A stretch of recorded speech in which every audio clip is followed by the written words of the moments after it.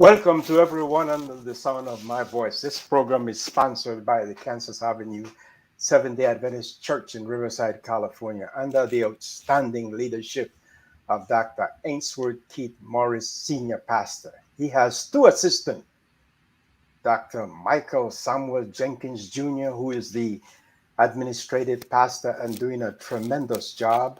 Pastor Edwin Martin McBride Jr., your youth pastor, lots of energy, always willing to help. This program is produced by the Health Ministry, led by Sister Nirma Usher and our awesome team. Let's look at some slides as we get to this awesome presentation. Here we go. The church has a theme for 2022 is greater than. It's right there in front of you. And the supporting texts are Philippians 4:13. And I love this, Doc. I can do all things through Christ who strengthens me. And then from the Master himself, Matthew 19:26. With man, this is impossible, but with God, all things are possible. Next slide. Ladies and gentlemen, this is an outreach ministry. And right there you have the link. If you go to that link, you can connect to the leader with the leaders of this church and stake your requests, and they'll respond to you. They're diligent men and women. Next slide, please. This month is Black History Month 2022. And one of the things I found is that if you go to the next slide, is that during World War II, 1945, right? By the way, let me just back up a little bit. Talking about Dr. Morris, last week, February 1, he wrote an article in the Message magazine titled, When Pharaoh Forget Joseph, Remember Your Story. That's a required reading. I want you to go and look at it. Well written, packed with a number of things dealing with Joseph. All right, let's go to the next slide.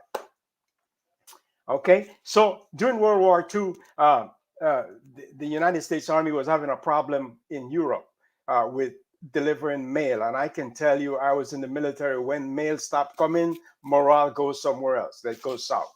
And so they formed a battalion of women called 6888. Next slide. And the nickname they call it was 6888. Next.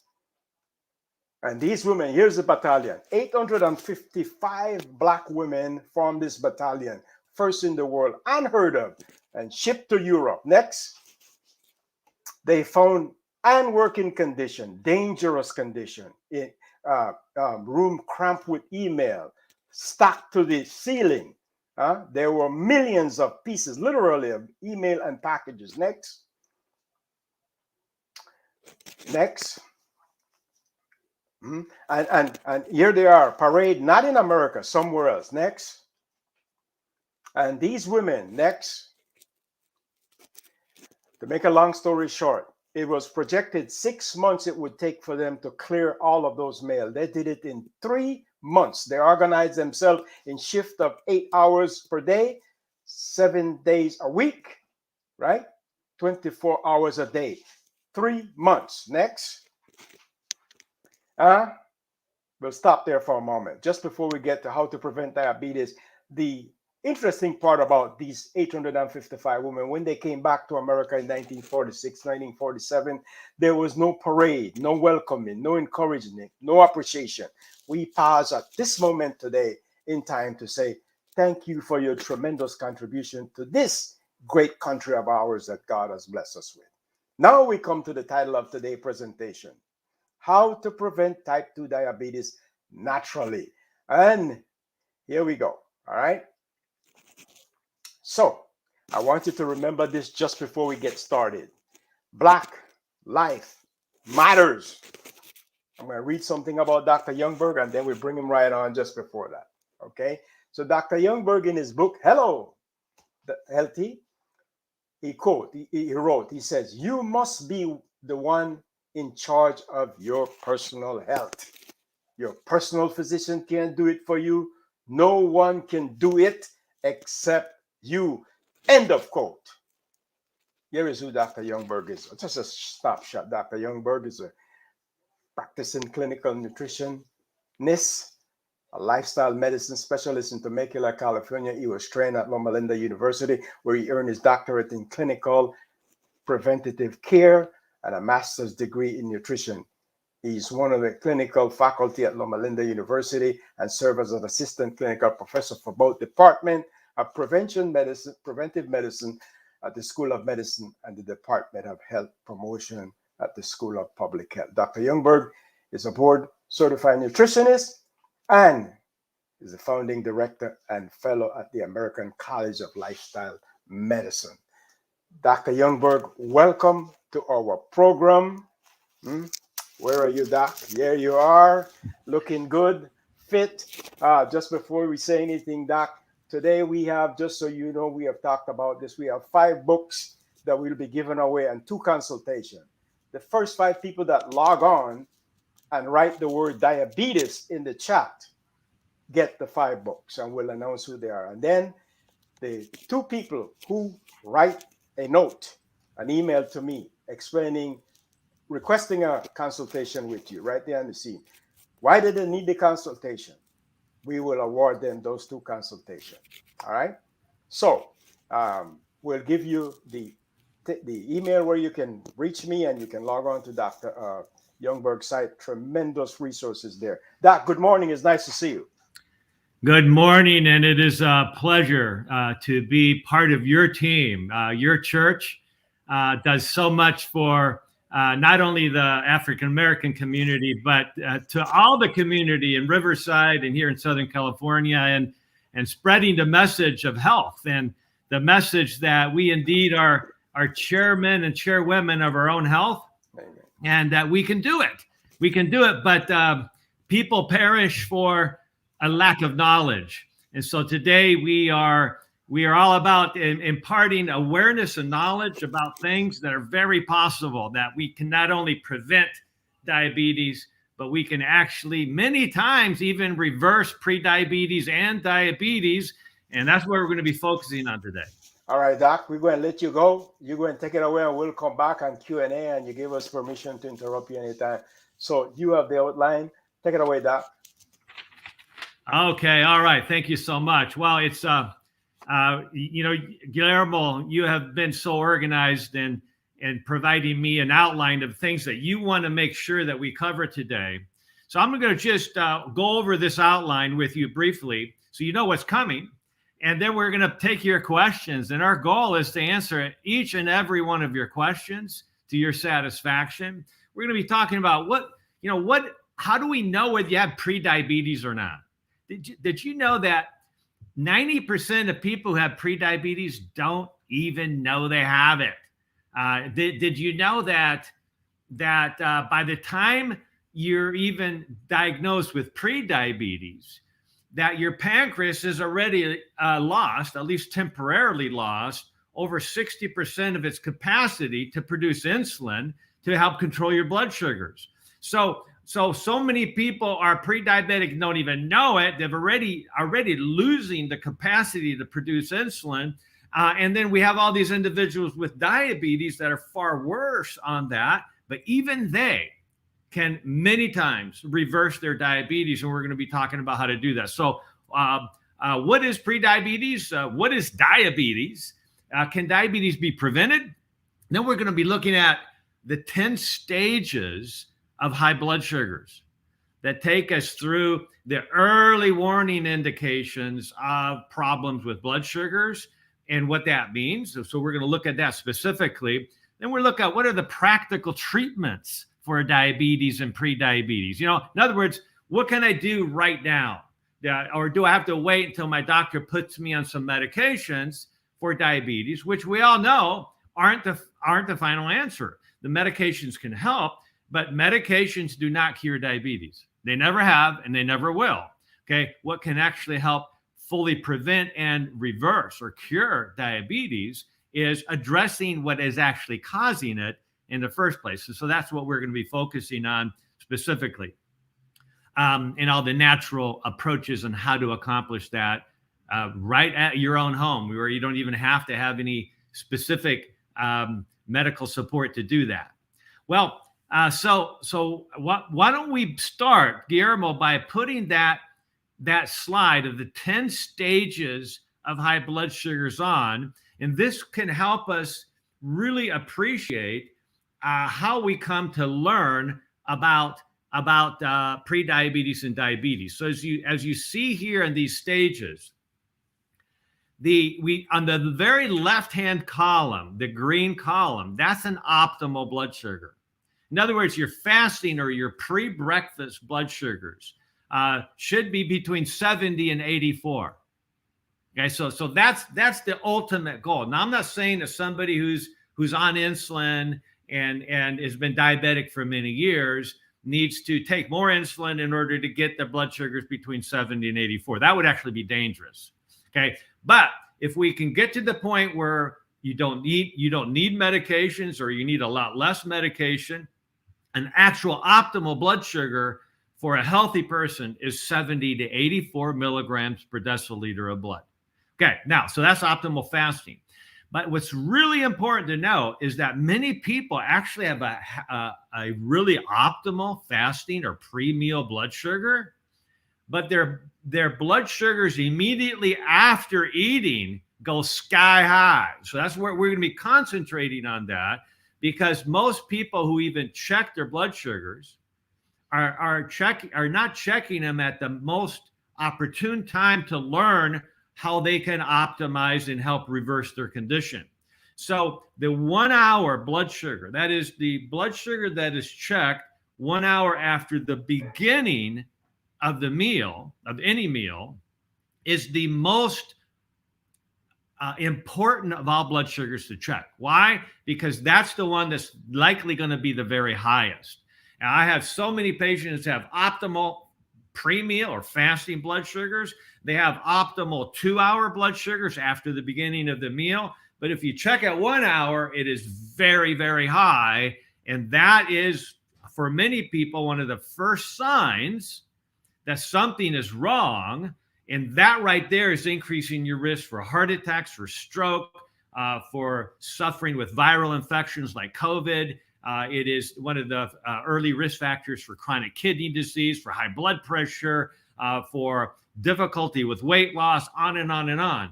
And so I'm going to be, in a few minutes, giving you some tips, some natural strategies that can help you control the spike of your blood sugar immediately after meals. That would tend to be the highest about half hour, 1 hour after the meal. If you can control that, you're well on your way to improving your health dramatically and or reversing whatever level of prediabetes or diabetes you might have. And then we have the 2 hour blood sugar that the optimal is between 80 and 99. All right, so now where does prediabetes come in? So you see on the upper row, you see a listing of all the stages of high blood sugars, and right underneath there, you have a subcategories where stage 3 high blood sugar is the beginning of pre-diabetes. Okay, so it's important to note here that there's actually 2 stages of high blood sugar that come before pre-diabetes. See, many doctors don't even know this. This is a staging system that I actually developed with Dr. Charles Brenneker, who is the director of the Diabetes Treatment Center at Loma Linda for decades. And we were medical missionaries in Guam together. And we were asked by the governor of Guam to come up with a plan to prevent diabetes on Guam, a place in the mid-Pacific, a wonderful place, lived 14 years there. But they had a death rate from diabetes that was 5 times higher than the death rate here on the US mainland. And it's really high here as well. So you can imagine the scourge of diabetes was a huge problem on the island of Guam in the mid-Pacific. Well, and so we realized that we needed to have a plan. And so we were asked to head up this committee for the government. And so we came up with you can't prevent something that is already happening before it's diagnosed. That was the problem with prediabetes and diabetes. And so we came up with these stages that showed doctors and individuals that they were starting to gradually get closer and closer to prediabetes. So if your fasting blood sugar before breakfast reaches 100, that's prediabetes. Okay. And if it reaches 110 to 125, that's advanced prediabetes, stage 4. And then if it's above 125, 126 or higher, that's stage 5 or higher blood sugars. That represents the beginning of diabetes. So that's when we're looking at a fasting pre-breakfast blood sugar. Now, the other way to diagnose prediabetes or diabetes is to look at the 2-hour blood sugar. That's 2 hours after the beginning of your meal. After you start your breakfast, you check your blood sugar then, and if your blood sugar now is above 140 at 2 hours after the meal, okay, that is stage 3, and that's a much more likely finding than a fasting blood sugar at 100. So you're much more likely to have a blood sugar at 140 plus at 2 hours after the meal than you are to have a fasting blood sugar. So we know that we missed the majority of the diagnostic value of checking for diabetes when we just focus on the fasting blood sugar. And of course, as you know, when you have your blood checked for a yearly physical, it's a fasting blood test, and that's the way it should be done. But we should also be checking the blood sugar at 1 and 2 hours after a sugar exposure or a meal to see what's going on, because that can be going on at an elevated level for many years before your fasting blood sugar shows any indication of a problem. So if your 2-hour blood sugar is above 139, 140 plus, that's prediabetes, stage 3. But if it's a 200 or higher at 2 hours, that is full-blown diabetes, stage 5, and then the stages progress. So stages 6 through 10 are progressively more risky stages of type 2 diabetes, okay, or diabetes in general. Okay, so those are the two main ways that we use to diagnose either prediabetes or diabetes, is by looking at the fasting blood sugar or a blood sugar taken 2 hours after the beginning of breakfast. Now, there's two other ways to diagnose diabetes, and one is if you notice you're eating more and losing weight. See, that's the worst way to get diagnosed with diabetes, where your blood sugars have now been so high for so long, and your kidneys are just dumping sugar into the urine, so that you're actually eating a lot, maybe the same as you always have eaten, but now you're actually losing weight fairly rapidly, and you're going like, wow, I've been trying to lose weight for years and I couldn't do it. Now I'm losing weight really fast. Wow, this is good, but you're actually not feeling well. You're actually losing muscle mass at the same time. And what's happening is those calories that you're consuming, and even your own fatty calories, are being burned off because your body's dumping all that sugar from the meals. And so you're actually kind of starving your body because the sugar's not being used by the body. It's being excreted through the kidneys. So if you're losing weight unexpected, you're not trying to lose weight, that's a very bad sign that you have a real advanced, serious case of diabetes that needs to get treated right away. Now, so if you have other symptoms like frequent urination, weight loss, you're thirsty all the time, you're drinking water and you're just urinating a lot, those are classic signs that you need to go to the doctor immediately and get checked out and have your blood sugar checked. And typically your blood sugar is going to be taken any time of the day. A random blood glucose will be above 200 with symptoms, and that immediately qualifies you as being diabetic. And now we need to reverse that, right? Which is what we're going to be talking about.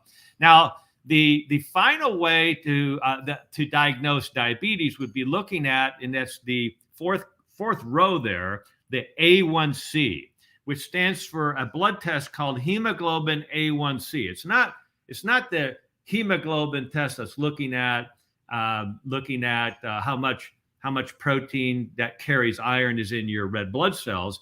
This is looking at the hemoglobin to see how much sugar has irreversibly caramelized or glazed onto that hemoglobin protein in your red blood cells.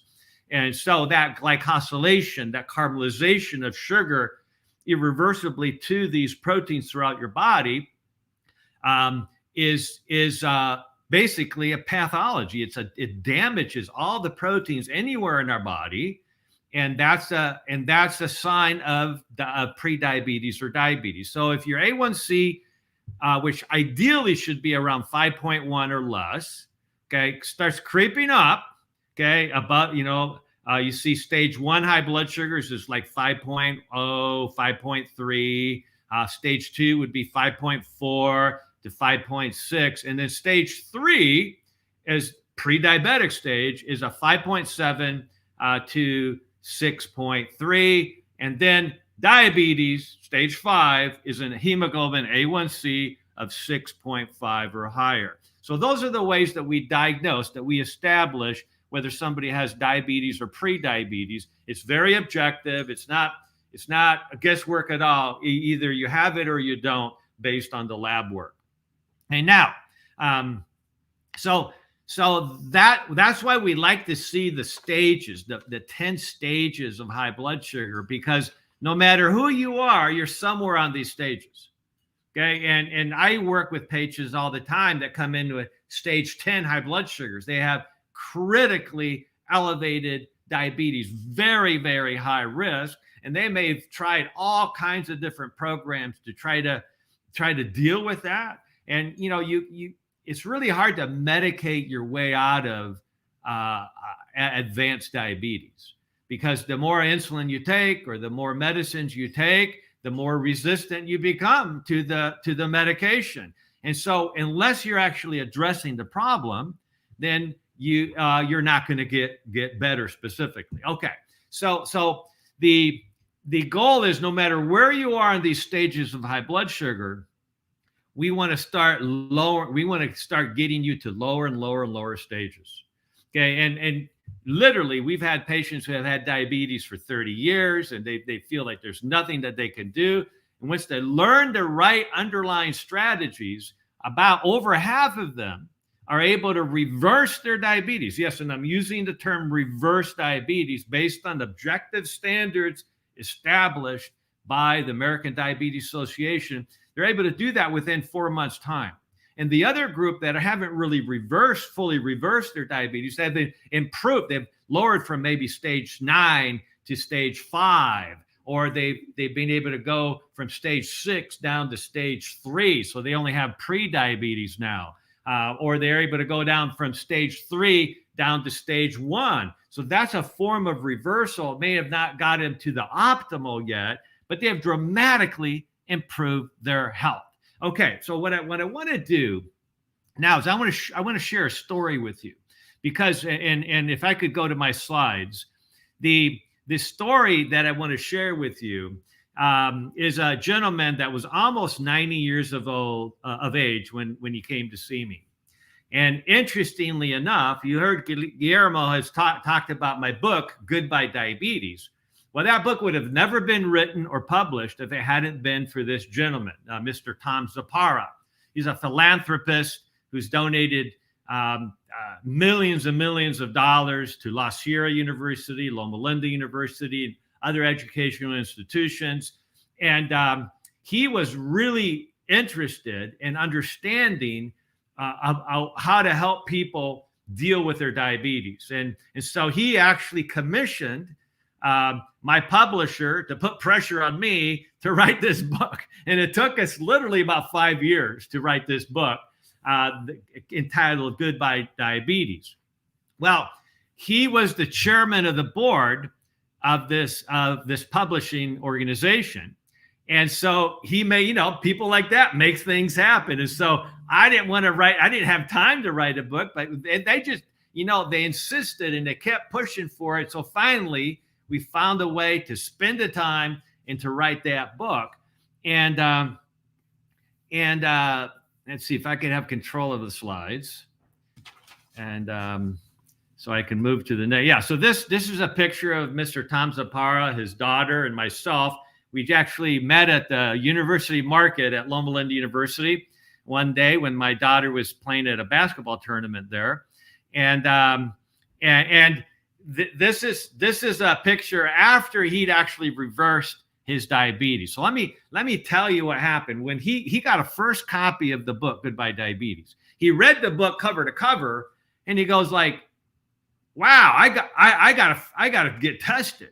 So he came to my office, and we did a comprehensive testing, just like you have, Guillermo, and that's why you're so healthy, is because you knew what to do, right? And we found out he had out of control diabetes.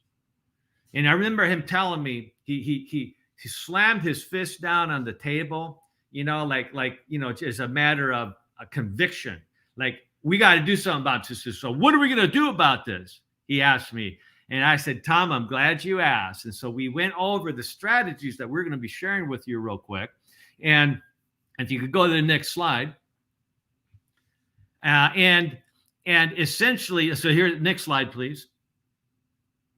All right. So here is a table of Tom's labs. And you can see this was done in 2013.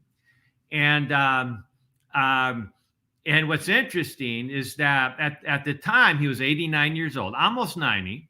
You see, he was overweight, 220 pounds. He's probably 5'8". And so he realized that he needed to lose weight. But, we didn't even talk about weight. Our whole focus was on reversing the diabetes naturally. The weight usually takes care of itself.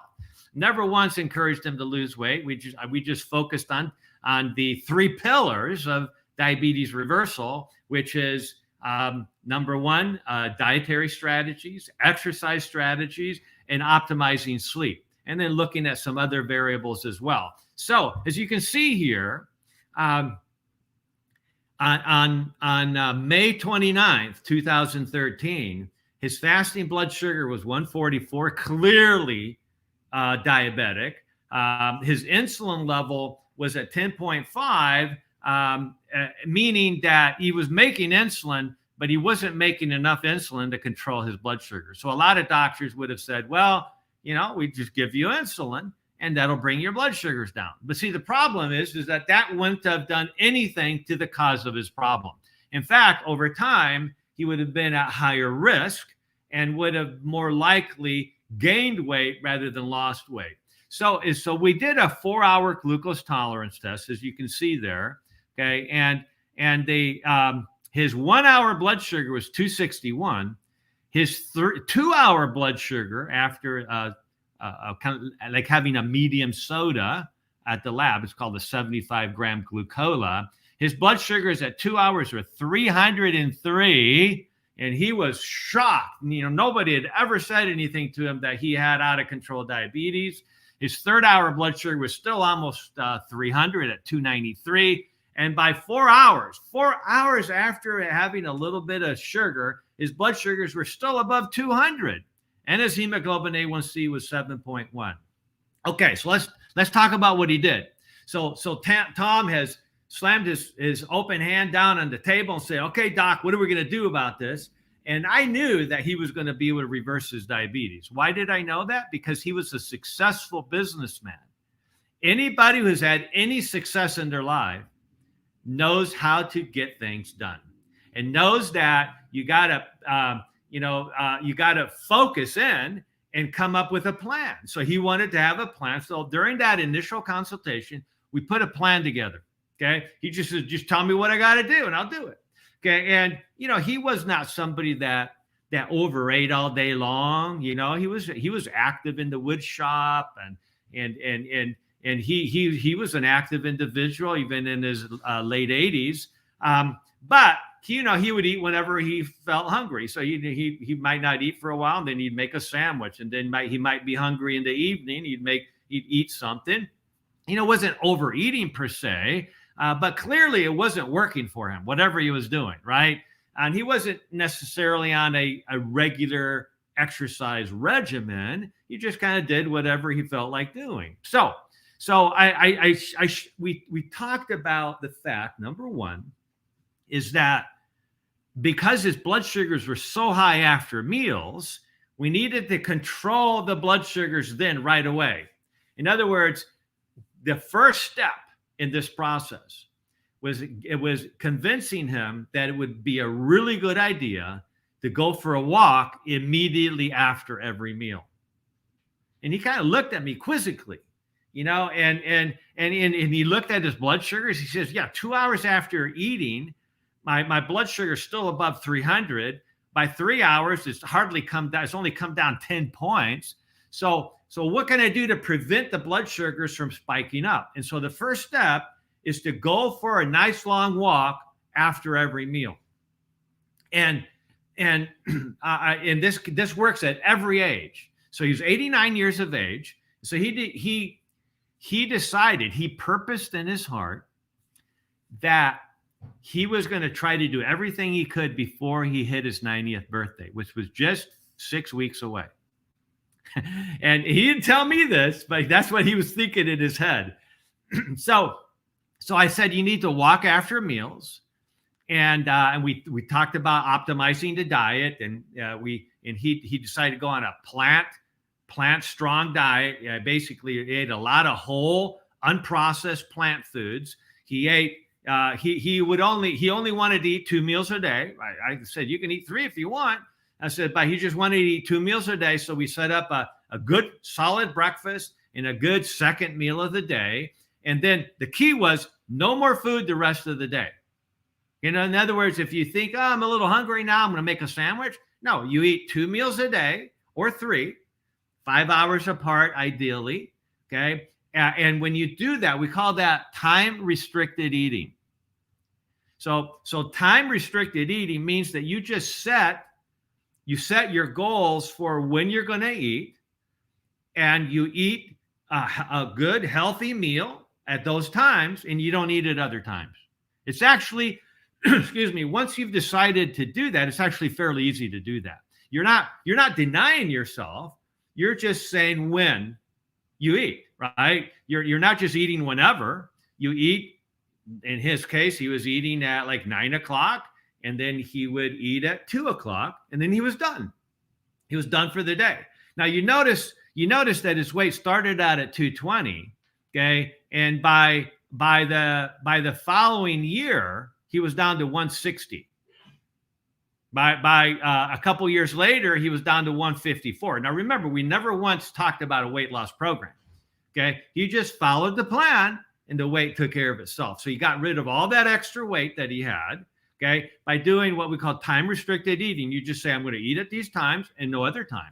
Okay, the rest of the time, I'm just drinking water, okay? And so he basically, we call it intermittent fasting as well, where you don't eat anything after the last meal of the day until breakfast. So for him, that was about 16 hours or more that he wasn't eating.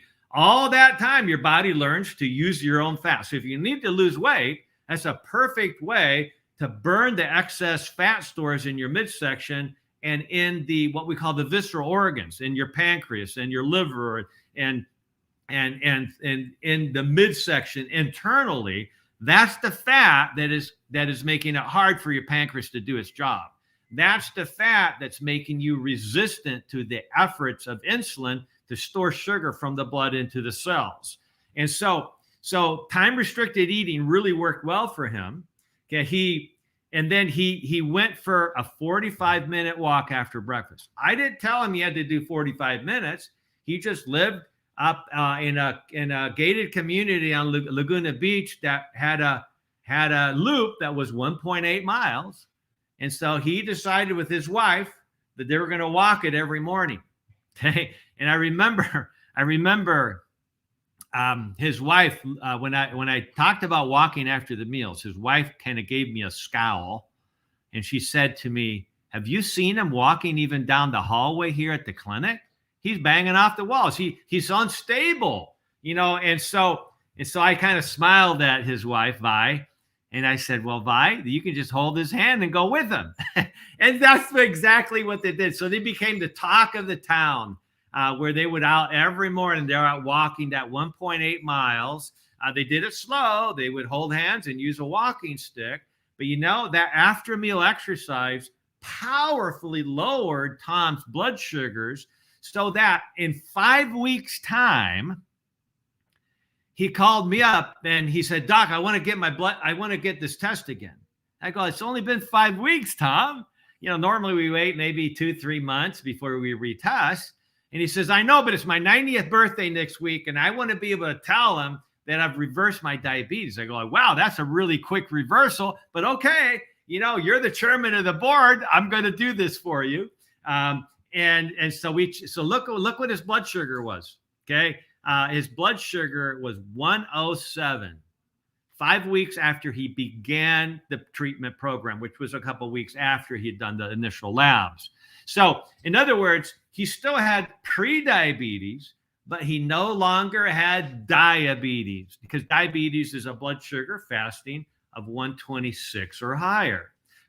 If we look at the hemoglobin A1C there on that column for July 15, we see that his hemoglobin A1C in just 5 weeks had dropped from 7.1 to 6.2. So he didn't have diabetes by either criteria in 5 weeks of consistently walking after meals, doing time-restricted eating, and making sure he got his sleep, making sure he got to bed on time and got enough sleep.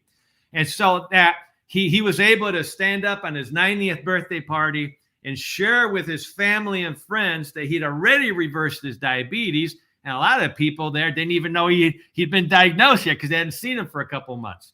But it didn't stop there. If you notice there, 2 months later, we rechecked him again, and his hemoglobin A1C, which is the most consistent way to evaluate diabetes or pre-diabetes, now no longer was in that pre-diabetic scale. So he not only reversed diabetes, but he was starting to get close to reversing pre-diabetes as well. Well, he kept doing this. He kept following the program, and I would check in with him every couple months to see how he was doing. And so by August the following year, okay, his fasting blood sugars were just barely pre-diabetic, and his hemoglobin A1C was no longer pre-diabetic. But then you look at about 10 months later, his hemoglobin A1C is now 5.1. It's perfect. It's optimal. Okay. And that continued every year. And I checked him earlier this year, hemoglobin A1C 5.1. So he's now 98 years old, and he not only had reversed his diabetes, but he'd reversed his pre-diabetes. Why? Because he followed the strategies that are well documented to be able to reverse this condition. Okay, so that's how he was able to do that. Now,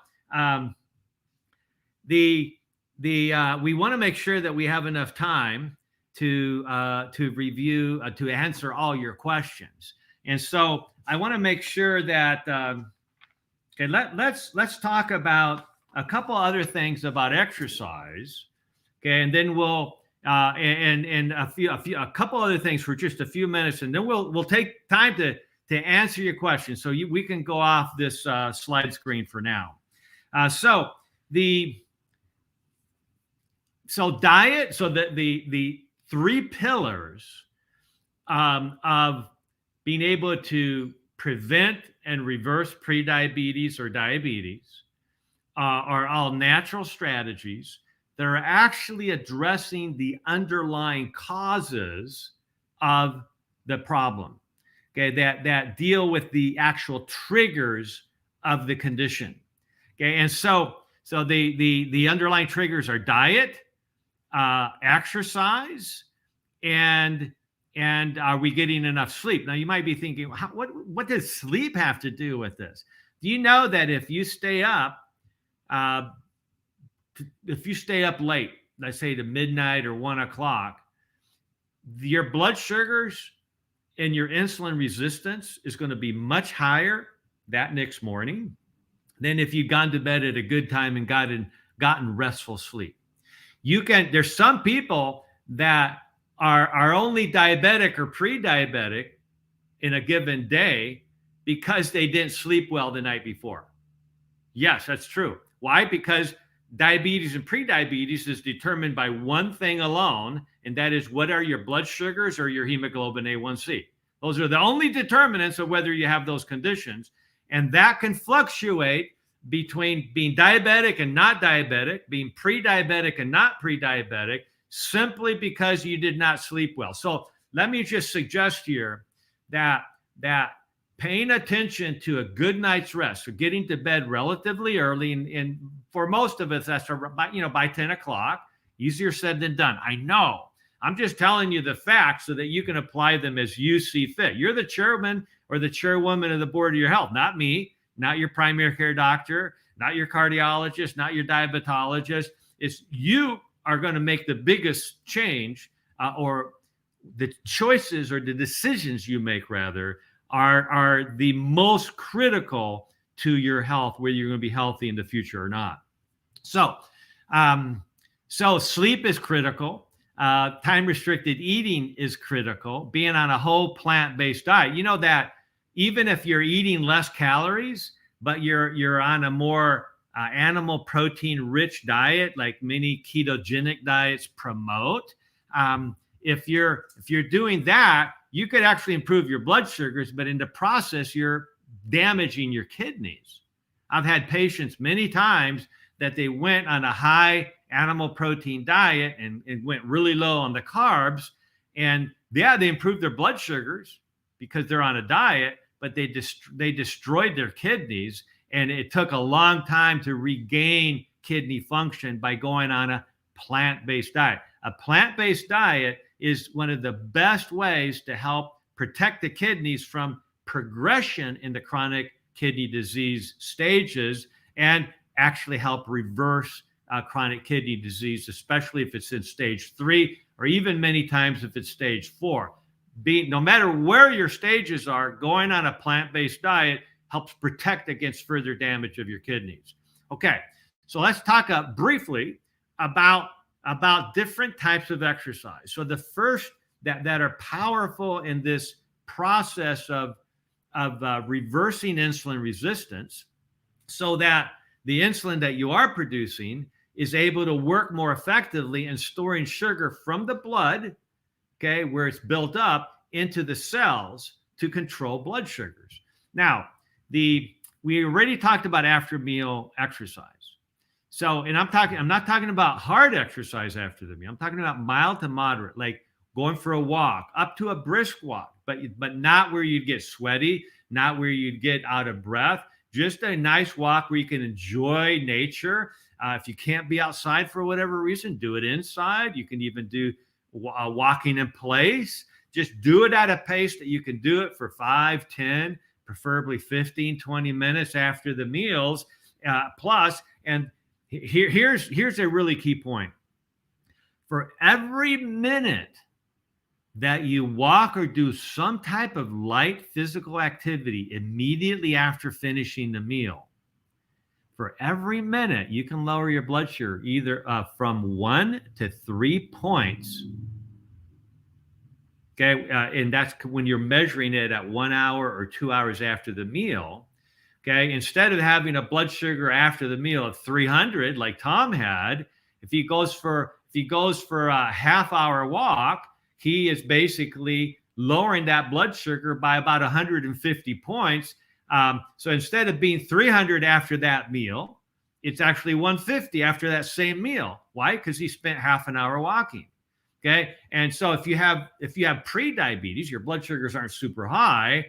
You're going to have maybe 1, maybe 2 points drop per minute exercise. But here's the bottom line: every minute that you exercise immediately after a meal powerfully helps control your blood sugars, which takes the pressure off your pancreas so it doesn't have to make as much insulin and stabilizes your blood sugar. So some may say, well, doc, okay, I like to exercise, but I'm going to wait about 2 hours after I eat and then do my exercise. Exercise is good for you at any time, But here's my point about this form of exercise. If you wait 2 hours to do your walk, your blood sugar is already peaked to the very highest level it's going to peak. And that is what causes damage to your body. The peak of the blood sugar will cause this glycosylation, this caramelization of sugar to proteins, and that's irreversible. The only way you can reverse the irreversible is by preventing the new cells that are being produced from being caramelized as well. And that can take 2 to 3 months as your body gets rid of the old ones that have been damaged. Okay, so that's why you want to do the walk immediately after the meal. It blunts that rise of blood sugar dramatically. Okay, and there's more and more research documenting this. We learned this 25 years ago. Why? Because we checked all our patients' blood sugars after meals, and we'd take them walking, and we'd see that big drop after the meal. So their 1 and their 2 hour blood sugars were much better, and they rapidly lowered the damage associated with their diabetes within weeks. It didn't take them many, many months to reverse their diabetes. They did it within weeks and a few months. Why? Because they were following the program. So, but there's a couple other forms of exercise I should mention before we go to take questions. And the other forms of exercise involve your get sweaty exercise. So if you're really in earnest about preventing or reversing prediabetes or diabetes, okay, you not only want to exercise after the meals, lightly, which you can just do in your regular clothes, okay, but you also want to pick a time every day where you're now doing what we call aerobic cardiorespiratory exercise, where now you're taking some deep breaths, right? Your heart's beating faster. You're starting to perspire a little bit. So you gotta be dressed for this type of exercise.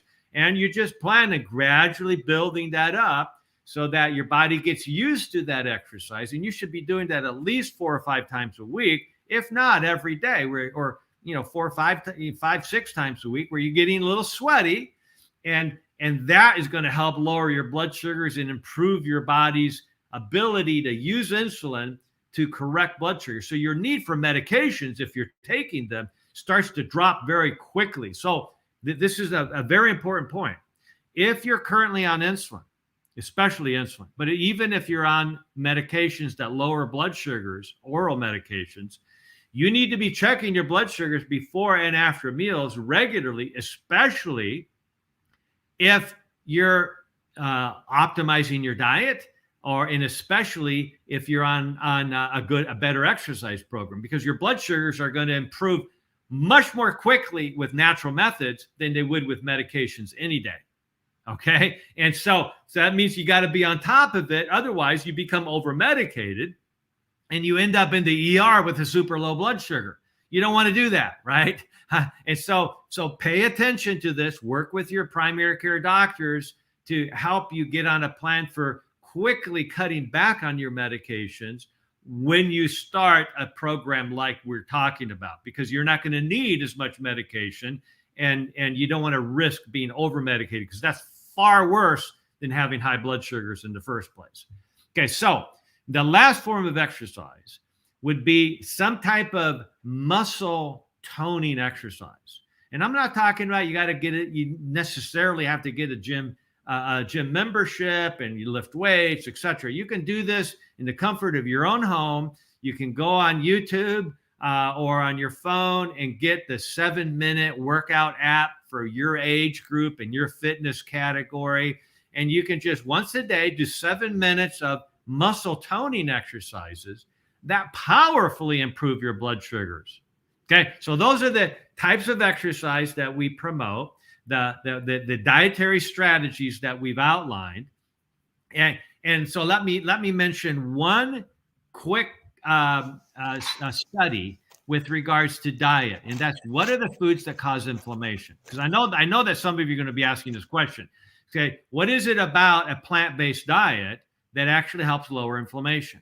Okay, well, first of all, Harvard did a study showing the top 4 food groups that promote inflammation, right? This is really very, very, very important. Okay, And this relates to the question that is being asked: what is a ketogenic diet? Because I'm not against promoting mild ketosis. In fact, I promote that. Okay, but we can do that with a plant-based diet that is not encouraging frequent meals, and you're doing that time-restricted eating. But it's also encouraging you to eat less of the starches until your body can get used to them, and that promotes mild ketosis. Well, the four food groups that are most inflammatory, okay, that cause your blood sugars to go the highest, are number one, sugary foods, right? Everybody agrees on this. The candies, the cakes, the pastries, the sugary foods. Those are the first thing you got to get rid of because they're bad news for blood sugars in health in general. Okay, number two, people are less aware of this, and this is where the ketogenic diet promotes this aspect as well, which is getting away from unnecessary starches. So refined starches like white rice, white bread, refined grains of any kind are significant in how they promote inflammation and therefore higher blood sugars and insulin resistance. Third group is processed meats. Processed, just regular red meats, just regular meats, non-processed meats, increase risk for diabetes about 30%. Processed meats increase the risk about 300% more risky than regular meats. So if you're not sure you're ready to cut back on regular meat, at least get rid of processed meats, because processed meats dramatically increase your risk. And then finally, the fourth most inflammatory food group isn't even a food.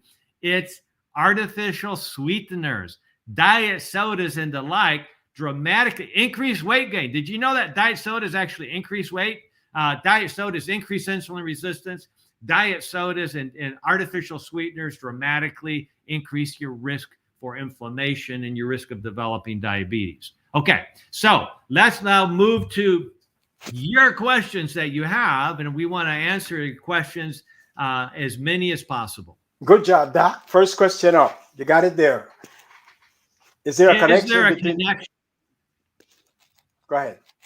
Yeah. Okay. So absolutely, Maria, that's a really good question. I've been studying and subspecializing in COVID-19 for 2 years now, and one reason I did is because I learned early on that high blood sugars were one of the biggest risk factors for number one, getting infected with COVID-19. But more importantly, for succumbing to the disease, especially now with the more infectious but less deadly forms of COVID-19 with the Omicron, pretty much everybody could get, if you're exposed to Omicron and you're at any risk at all, you're going to get it, right? I got Omicron over Christmas myself and got severe fatigue from it, but because I was paying attention to all the other strategies, I was able to clear that out of my system. Never had any respiratory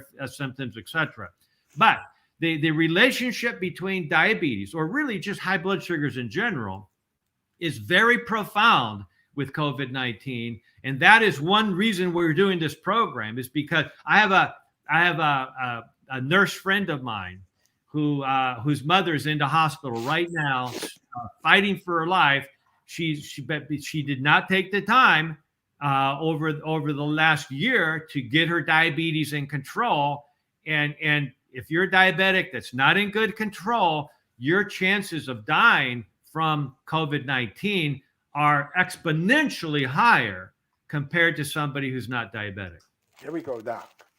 Can diabetes be inherited? Okay, so I always say, and Guillermo, that we both have done genetic studies on ourselves, and we know what our genetic weaknesses are. And I would say that 70% of the world's population has a gene that increases the risk for diabetes. So, in other words, the vast majority of us have genetic mutations that predispose us to some degree towards diabetes.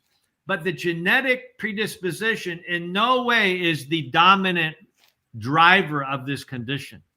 We just got done outlining how one case study out of many of how somebody, even in their late 90s into their late 90s, have been able to fully reverse diabetes and prediabetes to an optimal level, even though they had a genetic predisposition. Right? We did genetics on them too, but they overcame that. We are to be masters of our genome, not victims of it. All right. You know, we all have many mutations. So there's a relationship, but we're still the chairperson of our health, and we can overcome genetic predisposition. Dr. Gordon, Dr. Youngberg, is it important vitamin minerals in preventing, controlling, and reversing diabetes? Well, you know, I would say absolutely yes. One of the things that I've learned in my professional experience of over 30 years now is that when we appropriately use vitamins and minerals to address inadequacies that we have or genetic mutations that we carry, that is one of the strategies that dramatically increases our opportunity to accomplish our goal. I want to say one caveat to that is that nutritional supplements are supplemental to the things that I've already focused on in today's program. Okay, they don't take their place. They never take their place. In fact, they cannot take their place. Okay, but supplemental nutrition nutrients are powerful in enhancing the benefit that we get from the other natural remedies. So they synergistically operate together. And I'm a big fan of using the appropriate vitamins and nutrients in a therapeutic program. And we learn about that by just looking at the research. There's all kinds of research on this, right? And we also learn about that by looking at the lab values, actually checking these, vitamin D blood levels. I would have never dreamt my level was low unless I checked it. I would have never dreamt that my magnesium was low unless I checked it. And so I take vitamin D every day and magnesium every day. Why? Because I know I need it, even though I'm on a really good optimal diet that is rich in magnesium. I still take the supplement. Why? Because I know I need it based on lab studies. Doc, could you talk to us a little bit about the efficacy of vitamin D in relationship to dark-skinned people? Because we are told you just have to stay in the sun for 15 minutes. Yeah. When I was first, working with patients and when vitamin D first came up, I'd learned in my studies that, if you just spend a little bit of time outdoors every, 3 times a week, not even every day, you got all the vitamin D you need. And that's what I believe, because that's what I've been taught. And that's very, very dangerous. So if you believe things that you've been taught in the past, you need to put them to the test. And so then I started, I actually learned, this is about 20 years ago, I came across a study by a physician at Harvard that did a large meta-analysis on the relationship between blood levels of vitamin D and cancer.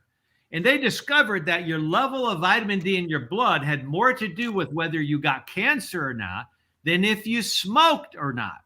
I was shocked because I help people stop smoking all the time. I'm certified by 2 international organizations to help people stop smoking. I go, that can't be right. And then I realized that these statistics were based on the very same data that was used to say that smoking was harmful to the health.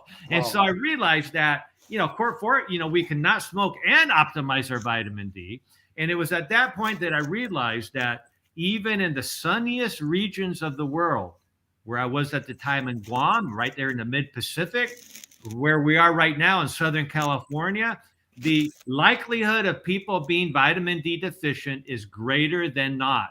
In fact, and especially true, as you just pointed out, Guillermo, for those who are fortunate enough to have wonderful, beautiful, darker skin. I always try to get darker skin to go on the sun, but then it gets pale again. And so the reality is that you and I both, regardless of the differences in the melatonin levels in our skin, both of us need to supplement vitamin D. I need it, okay? But in particular, when I first went to international conferences on vitamin D, they were sponsored by the African American Nurses Association. Why? Because they understood clearly that it was African Americans that were exposed to the highest risk of being vitamin D deficient. Wow. And we know that from studies now. And so bottom line is get your vitamin D checked, and that'll show you that unless you're supplementing vitamin D every day, that you're going to be low. I almost guarantee that, okay? But we can fix it easily by choosing somewhere between 5,000 and 10,000 units. That's 125 micrograms to 250 micrograms of vitamin D daily. I take 10,000 daily myself. And Guillermo, you know that you would actually tend to need a little bit more than I, but I think you take around 10,000 as well. Is that correct? Yes, sir. Sometimes a little bit more. Yeah, and that's what most of us need to have blood levels in the optimal range, which would be somewhere between 70 and 100 nanograms per milliliter. So you like us in the optimal range, which is the upper range from 50 to 100. Yeah. So yeah, generally speaking, if you look at the lab ranges, normal is between 30 and 100 nanograms per ml. Mm-hmm. And most doctors are fine. If you're above 30, you're fine. And you're technically not fully deficient based on new standards unless you're under 20. Mm-hmm. But yeah, you know, the recent studies showed that if you're under 20, you are anywhere between 5 and 11 times more likely to die of COVID if your vitamin D is under 20 compared to being above 30 or above 40. And then another big study recently showed if your vitamin D level is above 50 nanograms per deciliter, your risk of dying of COVID, if you get sick with COVID, your risk of actually dying from it is near zero. Wow. Okay, so everybody should be paying attention to this. Now, we have known about this relationship between vitamin D and COVID for over 2 years now. Okay, and so to those who have ears, let them hear, have eyes, let them see. You know, pay attention to this. Okay, people are dying because of the lack of awareness, and you're no longer unaware of this. So make sure you pay attention and take the vitamin D appropriate. And every adult should be on at least 5,000 units of vitamin D. And I know that's higher than what many of the government agencies suggest, but let me explain. Okay, I know I'm right because I've been studying this for 20 years. And there's no question about that you need. And if you don't believe me, check your blood sugars and treat accordingly. Doc, there's a question that just came in, or it came in a while ago, and it's talking about, you explain all of the ways we can develop pre-diabetes and diabetes. How do I test to ensure or make sure I am not insulin resistance? Is that a separate test or is it the same test? How do I do that? Okay, so in the research, insulin resistance is also referred to as metabolic syndrome. Okay. Because most people tend to understand that a little bit better than insulin resistance. Okay. So what happens in insulin resistance is that the blood sugars are starting to go up because the cells, the muscle cells in particular, are not sensitive to insulin, and so the pancreas has to make more insulin to force that sugar into the cells. Well, that's why, you know, what do you do if the muscle doesn't want sugar? What do you do if the muscle is saying, hey, I'm going to resist taking any more sugar because I don't need any more sugar. I got all the sugar I want in the muscle. So what do we do? Well, the practical answer is exercise that muscle, use up that sugar that's inside the muscle, and that muscle is going to be very quickly become more sensitive to insulin. So now your body doesn't have to make all that extra insulin, which causes cancer. It causes dementia. It causes heart attacks and strokes and weight gain and all kinds of problems, right? And so So the best way to assess metabolic syndrome is if you have extra weight in your midsection, that's a strong clue that you have some level of insulin resistance. If you have blood pressure that's above 130 over 85, that's another clue that you have insulin resistance or metabolic syndrome. If you have a triglyceride above 150, HDL that is below 45 or 40, if you have that's the good cholesterol. If you have a blood sugar that's above 99, okay, so those are the 5 categories that establish insulin resistance. And if you have 3 of those, just if you have any 3 of those, you have by definition insulin resistance. Now, so those are helpful for the average person that doesn't have access to like a glucose tolerance test. But if you're checking your blood sugar 1 hour after a meal and it jumps above 120, 130, 140 especially, then you have insulin resistance, because your blood sugar should never go up above 120, 130 after a meal. And the only reason it does is because your body is unable to store that sugar, which means you have insulin resistance, right? And then the best way to measure it would be to do a glucose tolerance test with blood sugars taken after a sweet glucola drink in the lab, but also where they're measuring your insulin level. And that's the best way to ascertain whether or not you have insulin resistance. If your blood insulin levels shoot up significantly at 1 or 2 hours after a meal, even if your blood sugars are perfect, you have insulin resistance. All right, Doc, we got 2 more questions and then we'll call it a day. Here we go. I just got a question. We always hear about toxicity of vitamin D. What does it take to be toxic regarding the ingestion of vitamin D? You know, I laugh, but it's actually I should be mad when I hear about vitamin D toxicity. You are more likely to become toxic from drinking too much water than you are from taking too much vitamin D. And I'm not exaggerating. Wow. Okay. There have been countless documented cases of water intoxication leading to death and electrolyte imbalance. Countless. Okay. There has never been a case of vitamin D toxicity that led to death. Never. Okay. Including a physician some years ago, and I write about this in my books, a physician who was taking a powdered supplement formula, and apparently he was buying it from a friend or something that was making this formula, and they accidentally put in the vitamin D in the formula, in the powder, 1,200,000 units of vitamin D per dose. Wow. Okay. If you even begin to believe the misinformation out there that 10,000 units of vitamin D would be toxic, okay, then if you understand that taking 1,200,000 units every day for almost a year, it did not lead to death. Now, it was unhealthy, right? Obviously, that's not good. He became very fatigued and stiff and went to the ER, and the ER doctor couldn't figure out what was wrong. So, you know, the ER doctors can put in all the symptoms into a computer program, and they could come out with a list of things that it might be. So he just tested him for everything, and everything was negative. Finally, way down on the list was vitamin D toxicity. And so he checked his vitamin D levels. It was over 700. Now, that is toxic. That is toxic in the sense that it's unhealthy, but it's not toxic in the sense that it's lethal. They just, what was the treatment?